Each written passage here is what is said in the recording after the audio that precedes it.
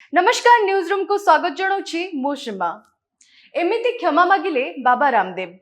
जोगगुरु रामदेव और आचार्य बालकृष्ण पतंजलि भ्रमिक विज्ञापन पेपर रे आड दे क्षमापत्र प्रकाश करिसंती। एथर क्षमापत्र पूर्व थर ठारू बड़ अछि कारण पछथर क्षमापत्र साइज सुप्रीम कोर्ट तागिद करथिला।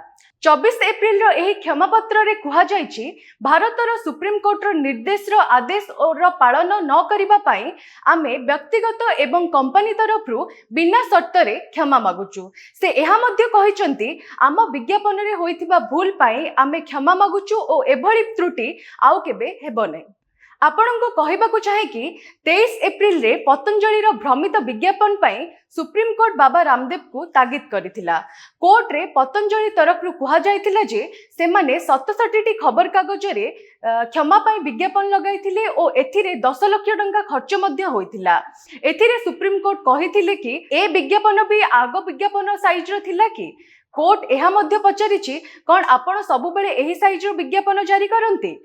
एहार उत्तर रे बाबा रामदेव को वकील कहिथिले क्षमापत्र रो साइज विज्ञापन साइज भली नथिला कारण सेथिरे टंका खर्च बहुत अधिका और लक्ष्य रे। दुई जस्टिस को बेंच रामदेव और बालकृष्ण को बहुत किछि प्रश्न मध्य करिथिले।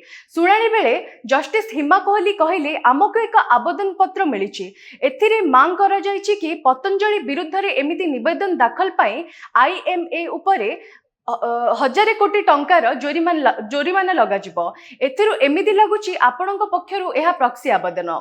एहार जवाब रे रामदेव को वकील कहिथिले कि एही निवेदन पत्र सह तांकर किछि मध्य संपर्क नाही।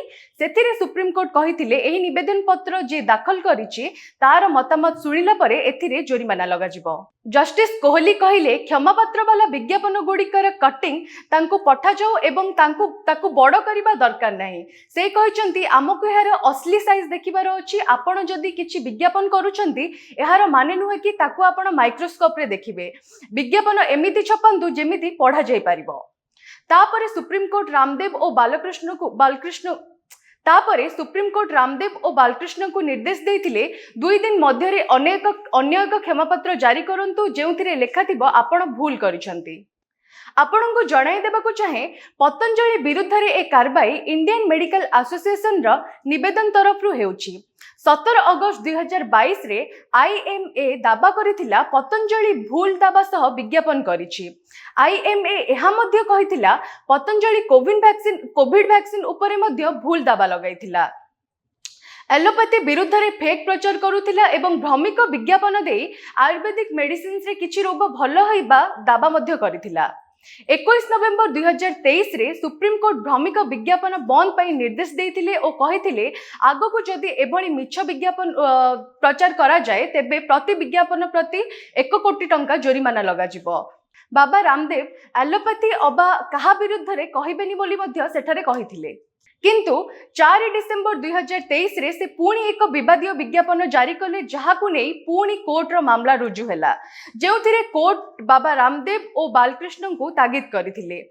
एहार नेक्स्ट सुनानी 30 एप्रिल को अछि जेउथिरे बाबा रामदेव और बालकृष्ण को उपस्थित रहिबाकू निर्देश दैचंती सुप्रीम कोर्ट।